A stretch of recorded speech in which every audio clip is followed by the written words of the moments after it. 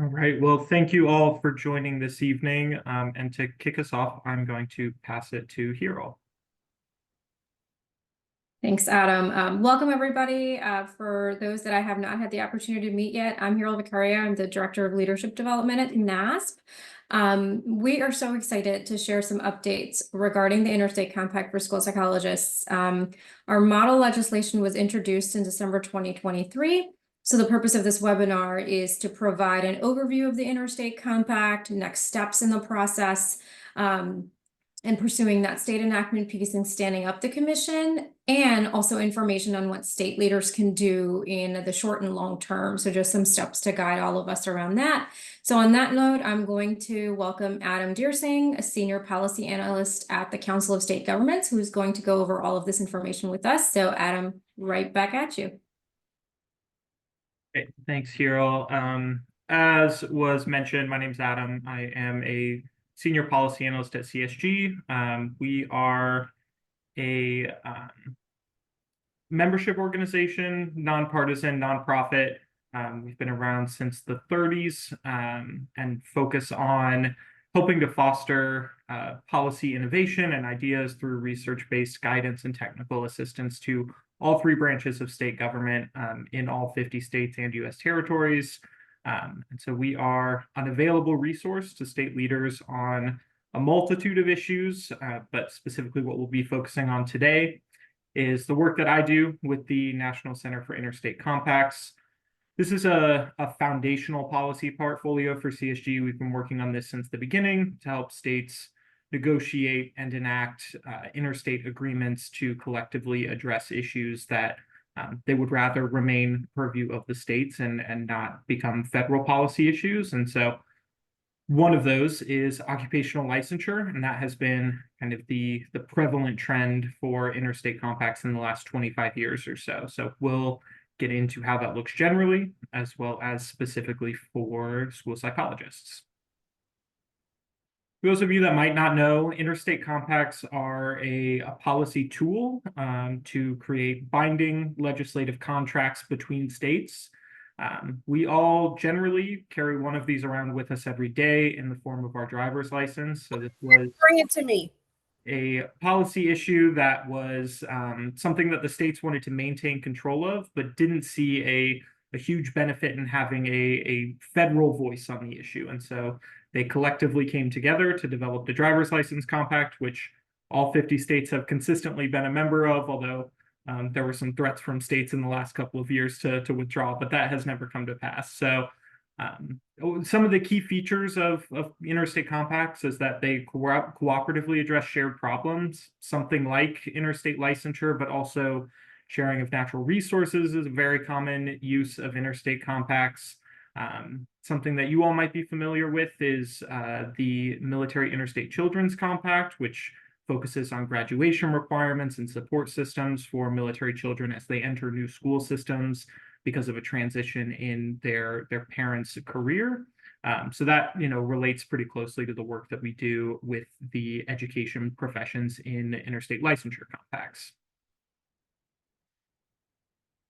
So as kind of a brief overview of licensing compacts and their trends, the primary goal of these is to facilitate multi-state practice, or in the case of the teacher compact and the compact for school psychologists, to provide a seamless pathway to licensure between states after a permanent move. They have an overarching goal to maintain or improve public health and safety, as well as preserve state authority over their own licensing systems. 50 states and territories have adopted at least one compact, and 41 states, as well as Washington, D.C. and Guam, have adopted at least 3 of these interstate licensing compacts. Interstate compacts in general, most states are members of dozens. So those include, river compacts, natural resource compacts, as well as all of the 50 state compacts that all states are a member of. In the last 8 years, over 290 pieces of these occupational licensure compacts have been enacted in the states across the country, and 15 current professions have an interstate compact. So this is that list. It is consistently growing. We will have a believe it's on here already, but there will be a dietitians and nutritionists compact coming, as well as a compact for respiratory therapists. So this list is consistently growing as part of CSG's cooperative agreement with the Department of Defense, which is what facilitated this development project as well. So just some brief background on that cooperative agreement. It was started in 2020 as part of the National Defense Authorization Act to have the Defense State Liaison's Office, a branch of the Department of Defense, partner with the Council of State Governments to develop these, particularly to address the issues of professional mobility, underemployment, and unemployment for military spouses after a permanent change of station for their spouse. So military spouses are the most mobile demographic in the United States. On average, they move to a new state once every 2 years. So as you can imagine, being in a licensed profession for the duration of a spouse's military career can present significant barriers to maintaining consistent practice over the course of that time. So this is just a snapshot of the current membership of the interstate compacts. On the far right are the newest interstate compacts. So you'll see most of those have lower numbers. Those were between the Interstate Teacher Mobility Compact and the Social Work Compacts. Those were all released late 2022 to early 2023. So most of those have only been available for one legislative session. Whereas on the top left, the Nurse Licensure Compact and the IMLC have been available to the states for around 20 years. Development of these compacts is a long process. Our partners at NASP can attest that this is a significant undertaking, and so we greatly appreciate their partnership and work throughout this process.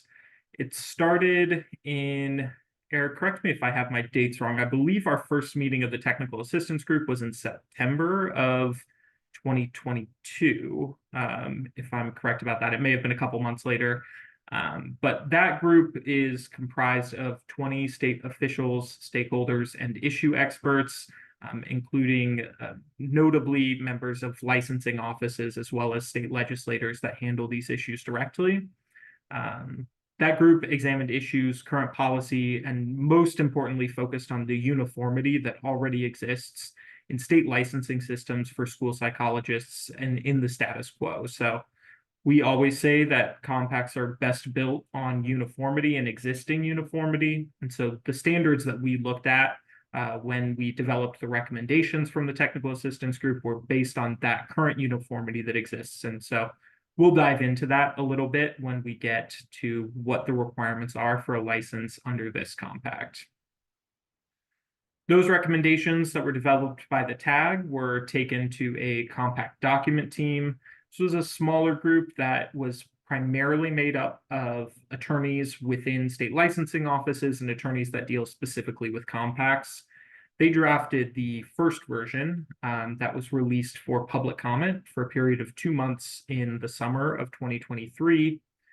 I am sure that all of you have at least seen it come across your emails or desks, that version. So we spent about 2 months gathering public comment, and then we took all of those comments, reviewed those with the original document team, and developed the final draft that was released to the states, as Hiro mentioned, in December 2023. So we're now in this phase 2 period of the compact development process, which really focuses on education, state support, and state enactments. So as I mentioned at the top, CSG's primary role is providing technical assistance and research-based advice to the states. And so we continue that work as part of phase 2 of our compact development processes for all of these compacts coming down the pipe. So that includes presenting to state committees, which we're going to talk about kind of in detail later on, as well as tracking and reviewing compact legislation. One important thing to note, the only way to join a compact is to pass it through both chambers of the state legislature, except for in the case of Nebraska, where there's only one, have it signed into law by the governor, and have that law on the books. So we make sure that each of those bills, states are agreeing to the same things. Since these are contracts, it's important that the legislation is substantially equivalent. So we work with states to make sure that that's true. Another piece that we provide in collaboration with NASP is our legislative resource kit. So that is available now. Provide some additional education materials, some summary materials and infographics on how the compact works. We're going to walk through a lot of that information today, but good resources both for you all in your conversations with stakeholders and state leaders, and great resources for the legislators themselves to know what the compact does, what they're getting into, and how it will work. We also have under this education umbrella a national convening, which is likely to take place this summer. And so I'm sure we will keep you all in the loop on the progress of that meeting as we get a little bit closer. And then lastly, we'll kind of breeze through this right now since we're still a little ways away, but the transition period and operation period under phase 3, this really goes in perpetuity from here on out. So once the compact reaches its threshold of 7 states have joined and the commission is stood up, the commission then becomes a self-reliant organization consisting of only the states. So this won't be an organization that's owned by NASP. It won't be an organization that's owned by CSG. This is an intergovernmental agency for the states, operated by the states. And so we'll talk about the commission in a little bit more detail, but this transition period is where we work to help get the commission set up and then let it move on its own. So I wanted to talk a little bit about the trends in compact passage. This is not meant to overly encourage or overly discourage anybody in this call, just to show that these bills are often a process. So a little bit of a disclaimer on this graph. The vast majority of these listed compacts have only been available for 1 year. So you'll see only real data for the majority of those for year 1 after the compact was made available. And as you can see, generally what we see is somewhere between 0 and 3, or if we go to the next slide with 10 states, between 0 and 10 states joining in that first year. We also generally see a trend of that number going up year to year. Probably the best example of a compact that isn't one of the first and isn't as new as others is the Psychology Compact. You'll see a steady climb of states joining. It can be for a number of reasons. After a state has hit its activation threshold, often states are able to see how it is operating, if it's up and running, if it's providing value to the states, and at that point, more states join on. Kind of our biggest outlier outside of the IMLC is, and likely an encouraging note for this group, is the Teacher Compact, which was released in late 2022, has had 1 year of legislative sessions and reached its activation number of 10 by that June. So there's no guarantee that we'll see the exact same trend follow with this compact, but we expect this to be seen by the same committees, much of the same legislators, and so I think that provides some encouragement as we move into the early legislative sessions this year. So we're going to jump into an overview of the legislation itself. I should have said this at the top, but we will have plenty of time for questions and answers at the end. So if you have something, feel free to put it in the chat and we'll get to it then, or hold on to it and we'll have plenty of time. So as I mentioned, the compact is really built around current best practice and uniformity in state licensing systems. So the recommendation from the TAG and what the document team took was building this really around what we see in the states right now, as well as NASP standards. So there's an important note here. You'll notice that the title of this is State Requirements on the License, not State Requirements on the Licensee. The important piece of that we replicated from the Teacher Compact last year is that as much as we can cut down on the bureaucratic red tape side of barriers to entry while maintaining the health, safety of our practitioners, our students, the better that we think the compact will operate. So if these requirements are put on the license rather than the individual, if the onus isn't on the individual then to prove that they've completed these things. That onus is placed on the state licensing authority, who have all of this at their fingertips and available because you already hold the license. And so that's the important distinction there. Just want to note that because it is something we get questions about pretty frequently for both this and the teacher compact. But those requirements for the baseline of a license to be considered eligible for the compact is that it requires a qualifying national exam, a qualifying school psychologist education program, and a minimum of 1,200 hours of supervised internship experience with 600 hours in a school. It's another important note here when we talk about scope of what practitioners the compact aims to cover.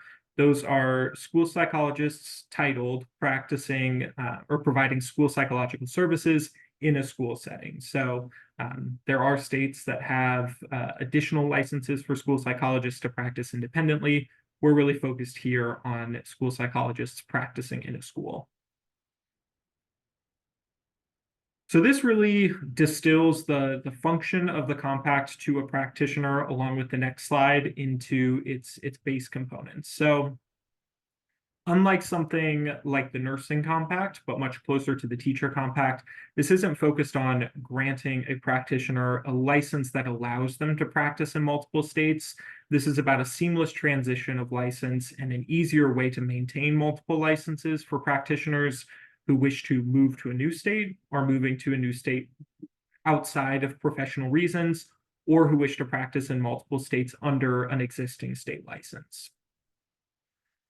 So for an individual practitioner who holds an eligible license that meets the requirements that we covered on the last slide in a member state, they can apply for a license in another member state, and then the information exchange system, which will be developed likely in partnership with the Commission for the Teacher Compact, will verify and validate that the license they hold is eligible for the compact and transfer any data that's needed to the new state for them to be able to essentially instantly issue a new license after a background check has been completed. So this is an area of compact policy that is often a sticking point when it's not clearly understood. But especially for this compact, background check policy will remain exactly the same as it does now for any practitioner becoming licensed in any state. So if they have specific regulations around background checks in any given state, the compact won't affect those at all. Any practitioner coming through the compact will need to complete those background check requirements. It's also important to note here, and I'm sure some of you are already running through this in your head, if there are individual unique requirements to the state, something like a specific sensitivity training, a state-specific jurisprudence exam, those can all remain in place after the license has been granted. So what we found in our stakeholder review for both the teacher compact and this compact is that many states have these state-specific requirements. I think a great example is something like Washington, a state like Washington, where they have some diversity, equity, and inclusion and sensitivity training that they've developed over the last several years, and they're understandably very hesitant to let go of those trainings. And so what we ask in the compact is that those be treated as continuing education rather than a barrier to licensure, and that will be fully up to the state on how they choose to operationalize that. So if you can think of those kinds of licensure requirements in your state, those won't need to go away. They'll just need to be placed a little bit later in the process. And then, as I mentioned, another key goal of this compact is the flexibility to be able to maintain multiple licenses in member states if somebody would wish to work in multiple states, somewhat concurrently. So whether that be somebody that lives in a border area and wants to work between two different school districts in two different states, or the potential for an expansion or continued use of telepractice or teledelivery of services across the country.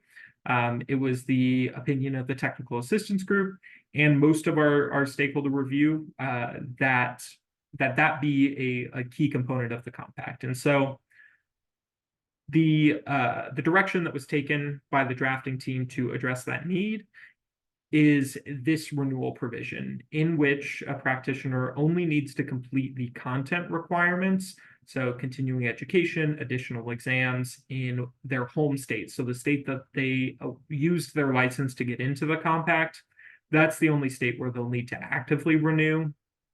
And other states will treat active renewal of that home state license as the renewal requirements for their own state. Additional licenses would automatically renew as long as those administrative requirements are met. So whether that is paying a fee, which would be on a licensure renewal anyway, or completing a regular background check if that's already existing in state policy. Essentially, what this would mean is that if I was licensed in Colorado, but through the compact gain a license in Nebraska and Indiana, would only need to actively renew my license in Colorado and complete any fees or background checks that are required in the additional states. Another area that is generally really important to states to maintain authority over is discipline and revocation authority, or any type of adverse action on a license. So there are a couple of key components here. All discipline and revocation authority remains with the state. So there is no ability for the commission to take an action on your own state license. There's no ability for another member state to take an action on that state's license. So everybody maintains the same authority that they currently have on discipline and revocation. Another important piece is that the compact's goal is that any discipline data that would be shared with other states, that happens with increased regularity and more stringency. And so there's some specific provisions within the compact that require states to increase their authorization to share that discipline data with other compact member states so that they can make their own decision around discipline and revocation if that were needed. There's also this third bullet point. It is the goal that this will be integrated into current state systems like the NASDAQ clearinghouse, which is something all 50 states already use to share this discipline data.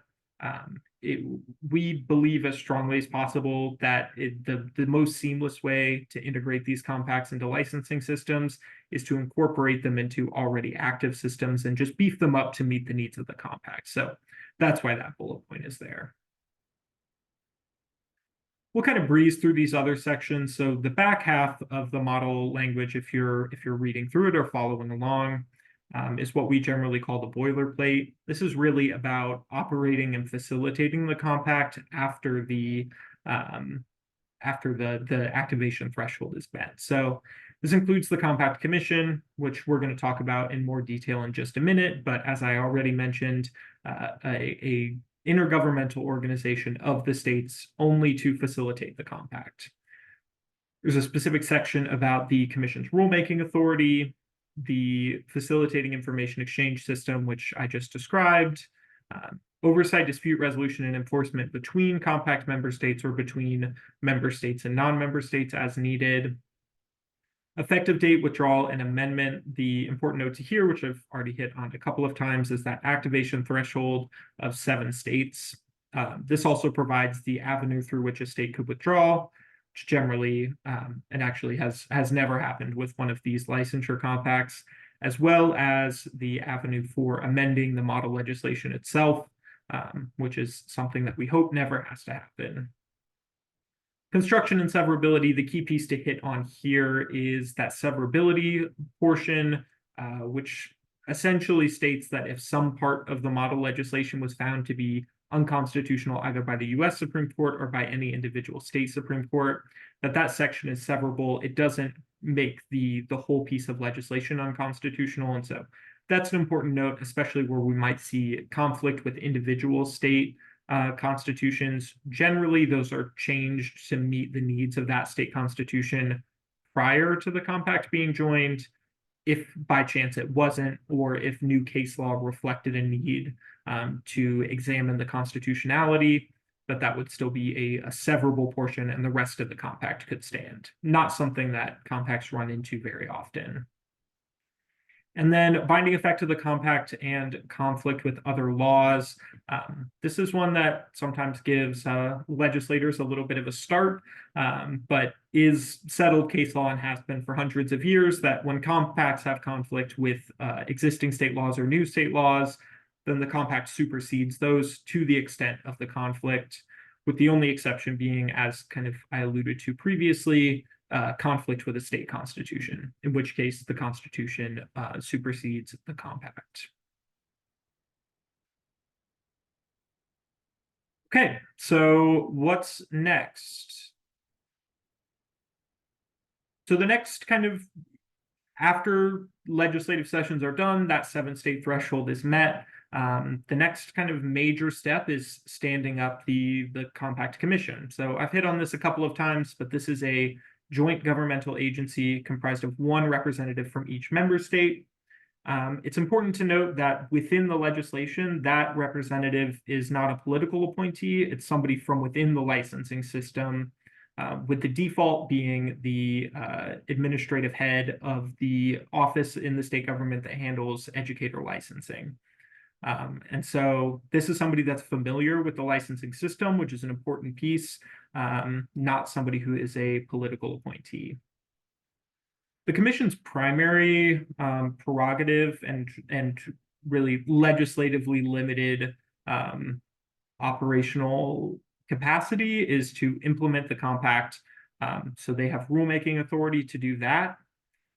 They are also there to be a flexible tool so that the commission can be, and the compact can be, an evergreen system. I mentioned that it's very difficult to amend compact legislation. It requires every member state to pass an identical amendment to the authorizing bill. So not something that these organizations want to go through. And so that is why the commission has rulemaking authority, to be a flexible rulemaking authority to effectuate the compact. If that commission extends its boundary, which is limited by what is included in the legislation through rulemaking, those can both be struck down by the courts or be rejected by a majority of the member state legislatures.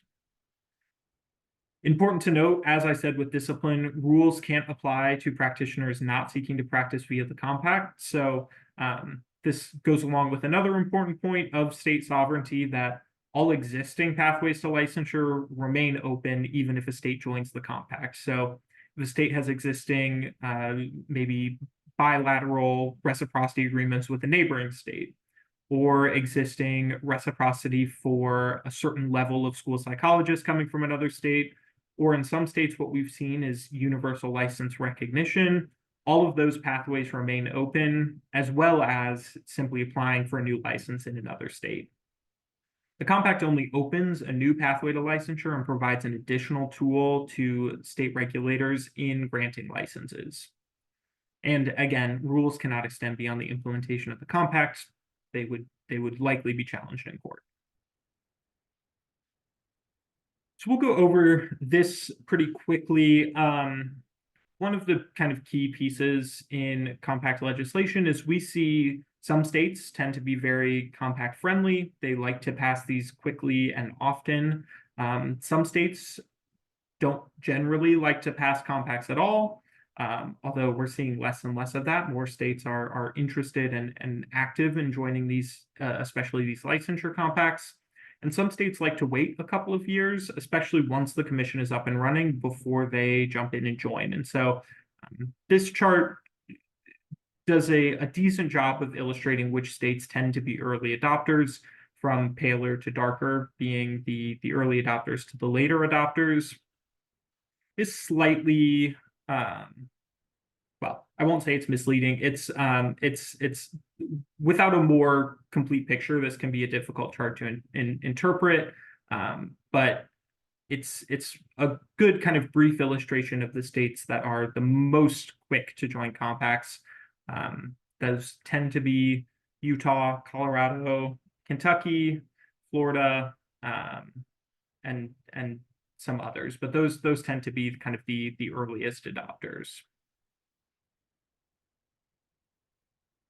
So now we're going to jump into how you all might like to be involved and how you might like how you might be able to get involved as a bill is filed in your state this session or a session in the future. At kind of the top level of involvement is finding a bill sponsor and helping to shepherd the compact through the legislative process as a consistent advocate for the bill. One thing that's important to note here to ensure that we're not unintentionally competing against each other and being as collaborative and sharing of resources as we can be. It's ideal if before you approach a sponsor, you reach out to Hero, Eric, and myself so that we can ensure that if there is already a sponsor that's working on a bill that we know about that might not be public information yet, we can help to develop co-sponsor relationships between the person that you've identified and the person that we've identified, or help to best decide where we should kind of focus our resources. At the next level, but still a certainly key part of this process is testifying in support at a committee hearing, either in person or providing written testimony in advance of a hearing. Most states have a pretty easy process at this point for submitting written testimony. A smaller and smaller every year number of states allow for remote testimony, which can make this a little bit easier. But it's important to note with kind of all of these avenues for voicing support of the bill, CSG and NASP are happy to help you with developing those testimony. If you've written something, we're happy to look over it and share our feedback. But this is something that you are more than welcome to do on your own as a bill is filed in your state. Another thing is to write letters of support to legislators on relevant committees. So we anticipate most of the bills to join the Compact for School Psychologists to go through education committees in both chambers of the legislature. In some cases, they'll be assigned to additional committees as well. They might be assigned to a budget or finance committee. They might be assigned to a rules committee. Some states have committees specifically focused on interstate agreements, but we expect the key committee hearings to be in education committees. Writing letters of support to legislators on those committees can be extremely beneficial, especially if it's your legislators. So if it's the person that is representing your district within the state, that is a great time to get involved and help kind of have your voice be heard.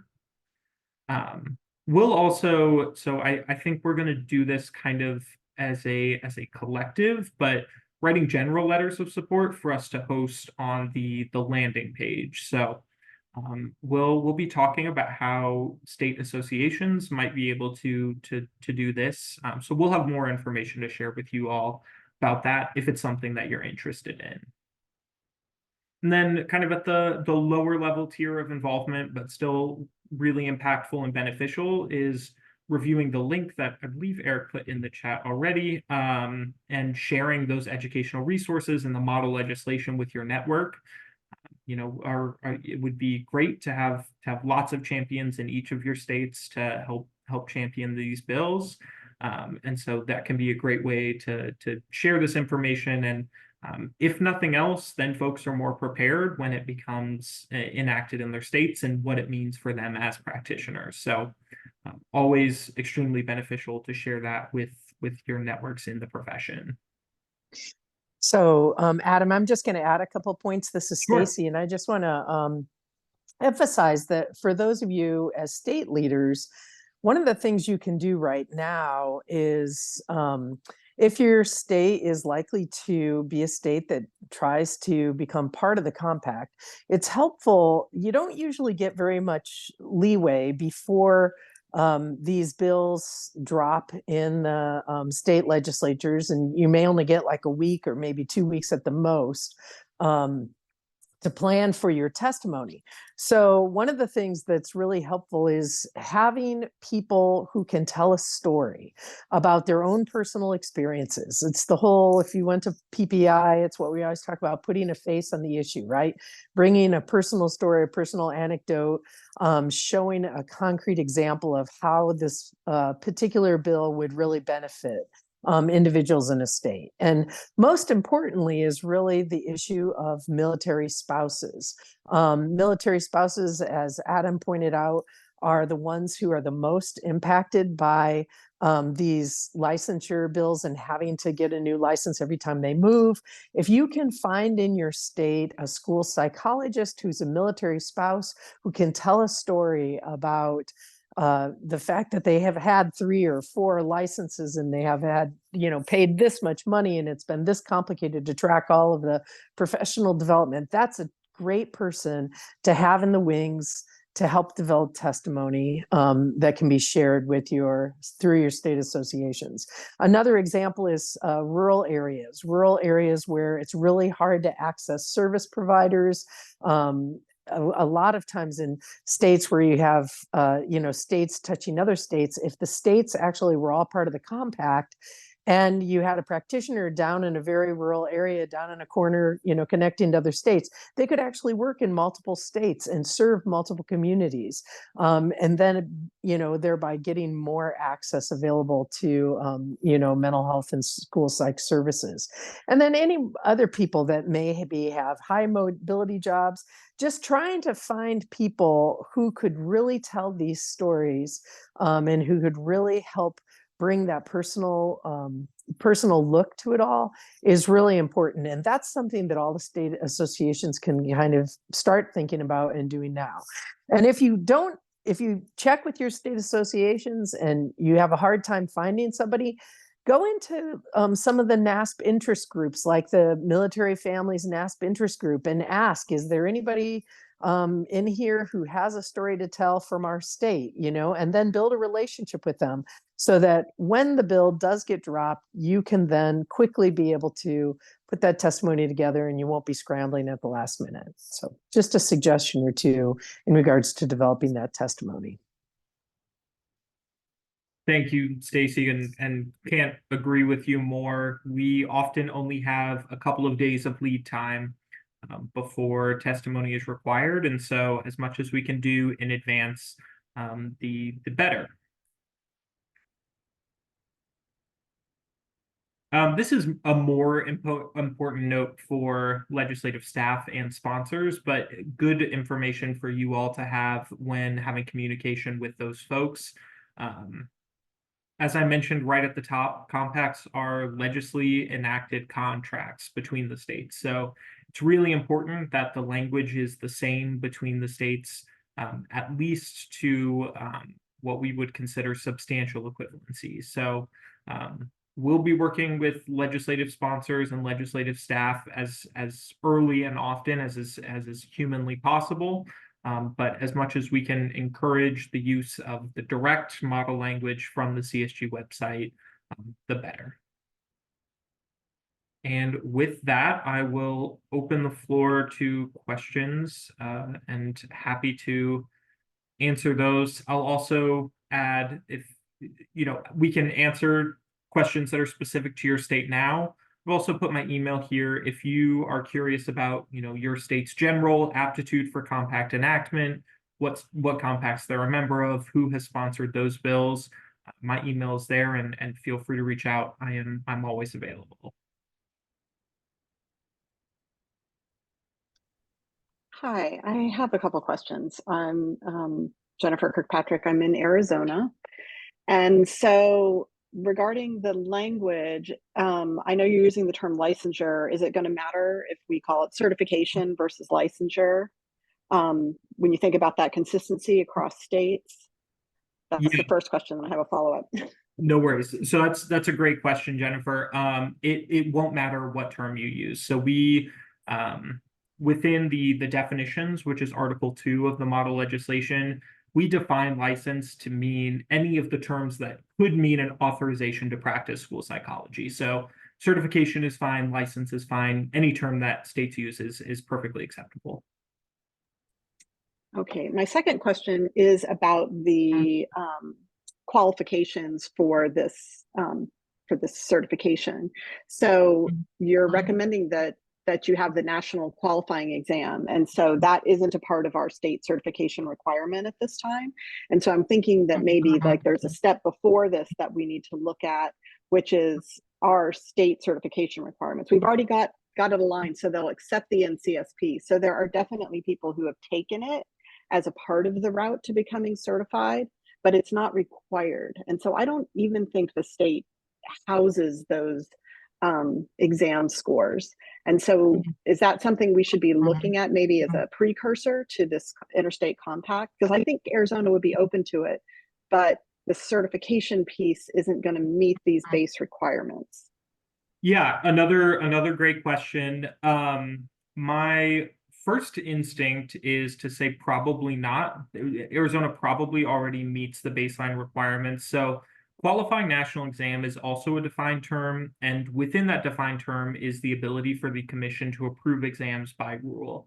And so as long as they are, I believe, and if somebody has it pulled up, they can correct me. I believe we use the term or equivalent within the definition. And so as long as Arizona's exam is deemed to be equivalent to a national exam by the commission, then they would meet the requirements.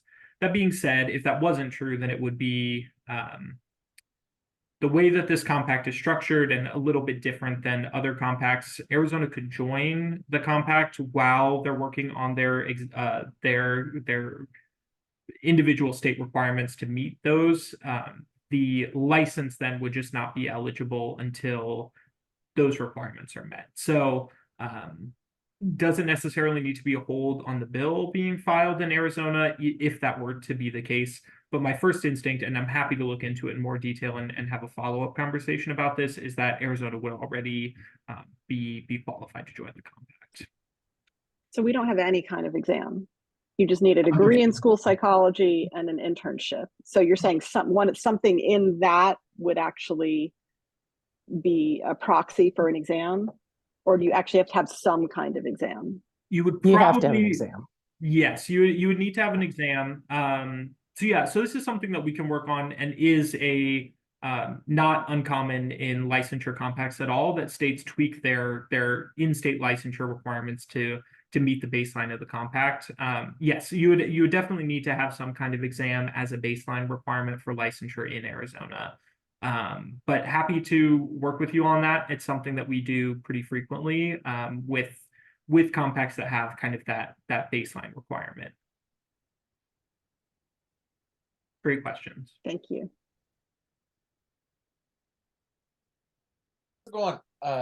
I'm Ben Ellis from Colorado. I think you guys have a sponsor for us, but I wanted to double check that. We do.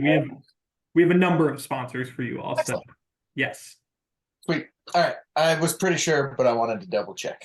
I believe it is being filed next week, if I'm correct. So It's not there yet, and I know I've talked to legislators, so I'm fairly sure. But yeah, we will. So for you all, where we have a bill that we see coming, which is we're still early in that process. Colorado just happens to be one of the first.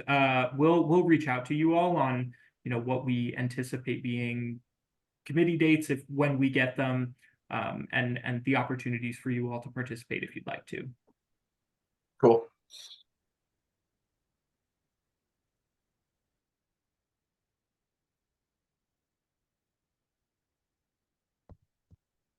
Hey, I'm Julie Remarine in South Dakota. And so we just started talking with one of our state senators who is supportive of getting the bill introduced. So would it be best if I connected with all three of you as a contact point, and then I can get you in touch with our senator and her team and everything?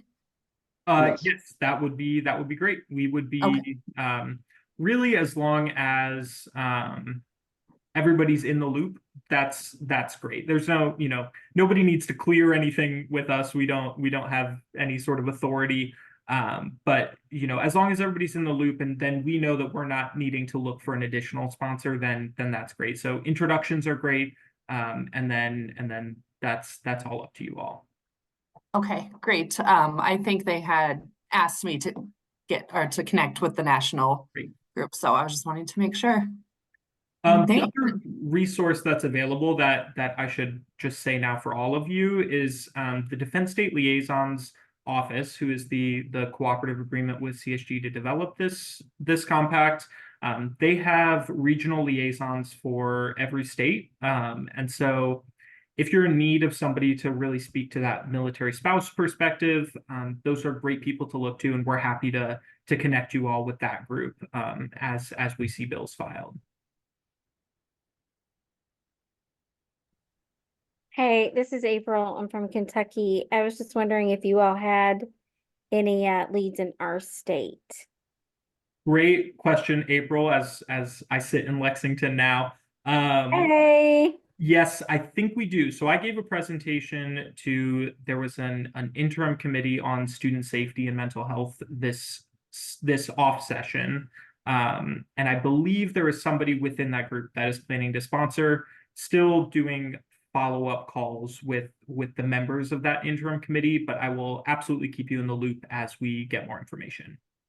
Please do. It's going to be kind of a tumultuous year legislatively in Kentucky as far as student mental health. Obviously, if you're in Lexington and if you're kind of working in those groups, then you know that. But we do have a lot of allies. So yes, and we had pretty strong support for the teacher impact last session. So I'm hopeful that we can receive that same support this session, but I hear you about the tumult and understand. Yeah. Thank you.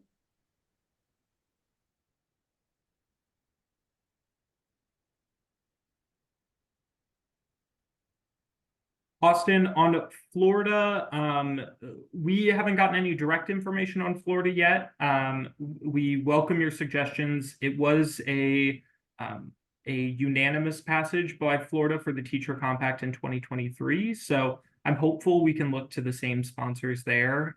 But if you have other suggestions or folks that you're talking to or know, feel free to reach out to us, and we're happy to have that conversation. Florida is generally a very compact friendly state.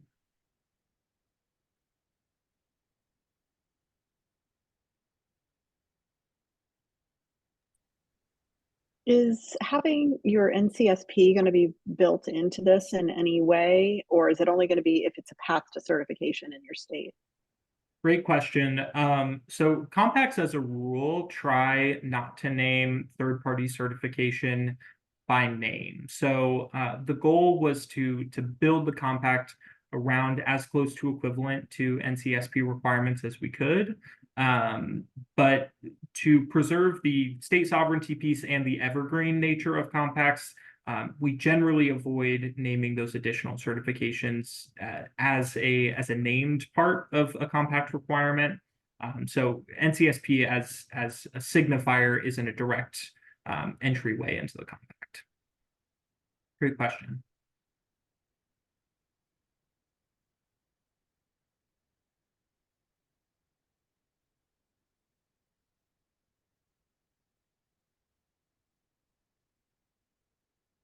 All right, not seeing any other questions. Eric, Hero, Stacy, anything that I said to the last group and I'm forgetting to say now, or anything else that you all want to add before we sign off tonight? Just a reminder to use the legislative toolkit, remembering that details talking points for you and helps you sort of navigate it. Eric put that link in the chat box. And then again, if you can, just reach out to NASP for, before you firm up anything with any legislators, reach out to NASP and CSG. And if you want us to review anything, send that information on to Eric and to Hero also. I'll add one thing that came up in our earlier webinar, which may apply to some of you, which is a few people asked on the last webinar to which school psychology license or certification this might apply to. And that question was asked specifically among one of a handful of states that have school psychologist licensure for practice in schools as a school psychologist, which is kind of like the bread and butter of what we do, as well as some other license issued by a different state agency to practice outside of schools, be it under a similar title as school psychologist or something related to that. This compact is very specific to the practice as a school psychologist in schools. It does not transfer over or apply to those other licenses.